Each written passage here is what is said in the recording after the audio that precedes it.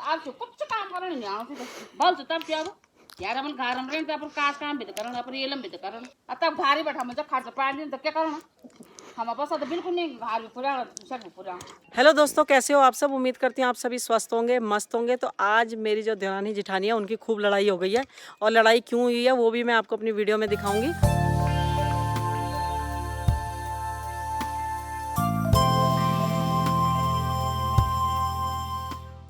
तो आज हम जाने वाले हैं अपने गांव से नीचे की तरफ, उधर सड़क जो बनी हुई है वहाँ पे, और हम तोड़ने वाले हैं काफुल। तो चलिए हमारे साथ। और आज हमें अंकित लेके जा रहा है, और अंकित ही तोड़ेगा जो काफुल है उनको।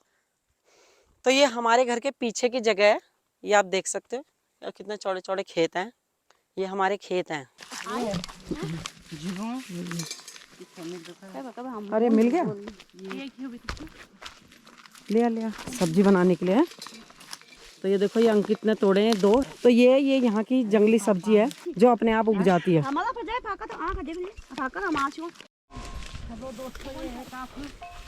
हाँ, तो दोस्तों ये है सामने काफुल का पेड़, और ये काफुल तोड़ रहे हैं।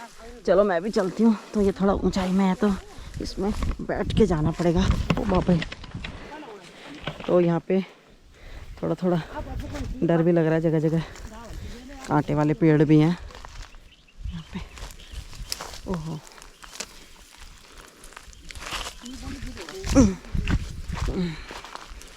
तो ये है काफुल का पेड़, आप देख सकते हो। ये अभी थोड़ा ही पक रखा है, और ये वाला जो है ये ज़्यादा पका हुआ है। कलर से आपको पता चल रहा होगा। हम दोनों देखो ऐसे तोड़ रहे हैं। देखो मेरी दरानी देखो कैसे तोड़ रही है, और जो छोटी दरानी है वो वहाँ पेड़ पे चढ़ी हुई है, और अंकित भी पेड़ पे चढ़ा है ना। और दोनों तोड़े जा रहे हैं और लड़ाइयाँ कर रहे हैं। और आपने गाना तो सुना ही होगा कि बेड़ू पाको 12 मासा और कपूल पाको चैता। तो हमारे यहाँ तो ये लग तो जल्दी जाते हैं, लेकिन पकने में टाइम लगता है। तो जो काफुल है ये जंगली फल है, आप देख सकते हो। बहुत ही अच्छा है, रसीला और थोड़ा खट्टा मीठा, क्योंकि अभी अच्छी तरह पका नहीं है मेरी मम्मी। तो एक वीडियो ऐसे ही डालना, काफुल पाको वाली डाल देना।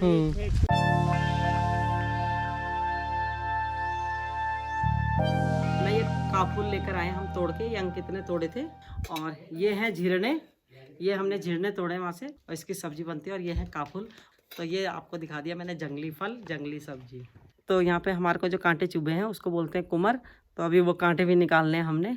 ये देख रहे हो कितने सारे, और ये छोटे छोटे कांटे से होते हैं, और ये ना निकालो तो चुभते हैं। और ये देखो, तो मतलब यहाँ खेत में जब हम जाते हैं तो ऐसे भी जंगली जो कांटे होते हैं वो भी चुभ जाते हैं कपड़ों में, तो उनको निकालना बड़ा मुश्किल होता है।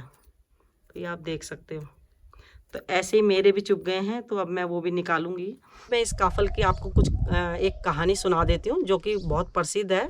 और जो हमारे उत्तराखंडी भाई बहन है वो तो जानते ही हैं कि काफल की क्या कहानी है, लेकिन जो उत्तराखंडी नहीं है उनको मैं ये बता दूं कि ये काफल की एक कहानी प्रसिद्ध है, जो मेरी दादी ने मुझे सुनाई थी। और ये सच है या नहीं है ये तो मैं नहीं जानती, लेकिन हमने बचपन में सुनी थी, इसलिए मैं आपको बता रही हूँ।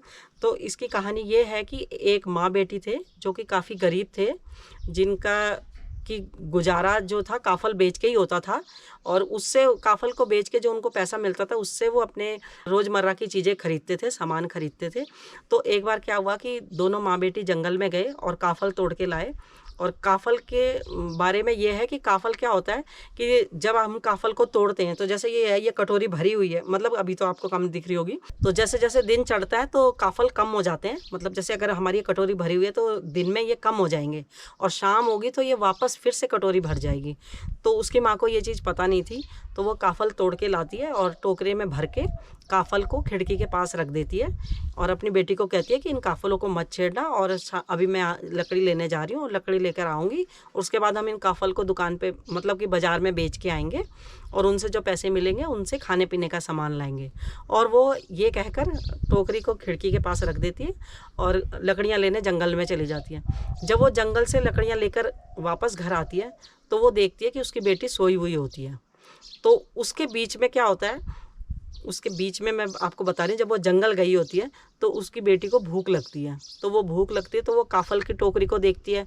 तो जब वो काफल खाने उसका जैसे मतलब कि उठाकर खाने का सोचती है तो उसको याद आता है कि उसकी माँ ने कहा था कि काफल को नहीं खाना और काफल को हम बेचने जाएंगे और बाज़ार से मेरी मम्मी बाज़ार में बेचने जाएगी और बाज़ार से जो पैसे मिलेंगे उससे सामान लाएगी।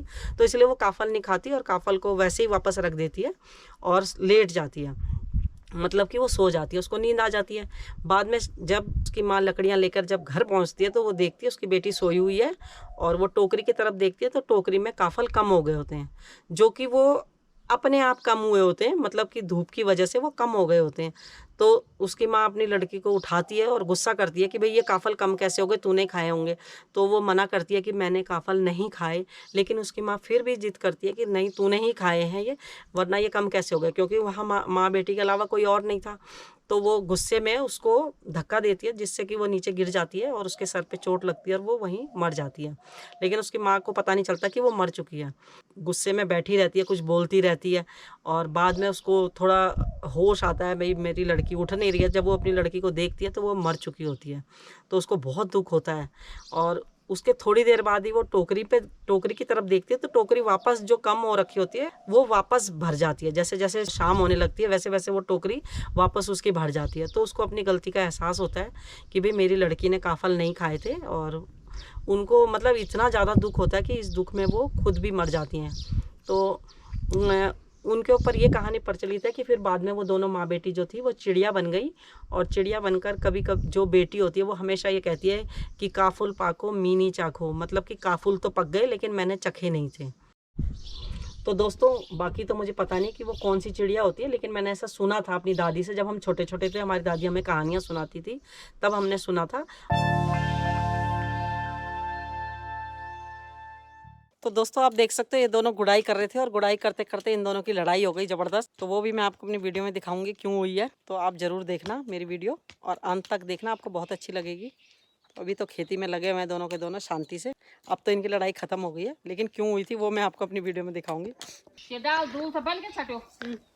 क्या हुई से चिकन से कनेक्शन गोड़ी क्या को गोड़ी थी वो बोलते गोड़ू ने शिकाय की नहीं गोड़ने नहीं जानो तो मैं पर हस्बैंड जा रही हूँ मैं अपने हस्बैंड के साथ मिल विषय दूरा पर दूरा कर पहले बोले सही दिए दूरानी लो दिए दूरानी लो पर ओयल जीत काला मैं तो उनसे कोई देख जो मिल बनना ना मैं खुजोर बेटा मैं खुजोर पर ओयल बार ना भाई भी ना आप से कुछ काम करने नहीं आओ तो बल से तब क्या यार अपन घर में रहते अपन काज काम भी करन अपन ये लंबे करन ये रहना ना हम घर तो नहीं रह जाएगा दूरा कौन सरकार नौकरी भी नहीं बोलो कि चल जा वो दगड़ तब भारी बैठा मुझे खर्च पानी तो क्या करना हम बस तो बिल्कुल नहीं घर भी पूरा सब पूरा नहीं दिया तो हम खर्चा पानी हम तनी खर्चा पानी तू गोड़ नहीं जाने से दाल छटे छुटे दे कन्नी गोड़ जानो तो मिली जी कच्ची तो दोस्तों मेरी जेठानी बोल रही है कि ज्यादा हिस्सा मेरे को दे दो, तो ऐसे तो कहाँ होगा। जा रही हूँ मैं अपने हस्बैंड के साथ। तो वो देखो काम धाम कुछ करना नहीं और सीधे फ़ोन लेने, और वो चली गई। फ़ोन की घंटी बजती है और सीधे फ़ोन उठाने चली जाती हैं। तो वो देखो लग गई हैं अपने फ़ोन पे। तो आज इनकी हो गई है ज़बरदस्त लड़ाई। तो दोस्तों अब इनकी सुलह हो गई है। ये जो हैं ये सब आपस में अच्छे फ्रेंड है और देरानी जिठानी भी लगते हैं, क्योंकि उम्र के हिसाब से जो थोड़े से साल बड़ा होता है उसको यहाँ पे जिठानी बोलते हैं और जो थोड़ा छोटा होता है उसको देरानी बोलते हैं। तो हमारी जिठानी जी कह रही हैं मालिना जाएंगे, तो मालिना कहाँ है मुझे तो पता नहीं है, तो वहाँ जाएंगे तो उसकी भी वीडियो आपको दिखाएंगे। कहते हैं वो भी बहुत अच्छी जगह है। तो मिलेंगे आपसे अपनी नई वीडियो में, तब तक के लिए धन्यवाद। प्लीज़ मेरी वीडियो देखते रहें, लाइक करें, शेयर करें, कमेंट्स करके बताएं कैसी लगी। धन्यवाद। तो दोस्तों आपको कैसा लगा हमारा नाटक? अच्छा लगा होगा तो कमेंट में बताना, और कहीं पे गलती होगी तो उसे भी माफ करना।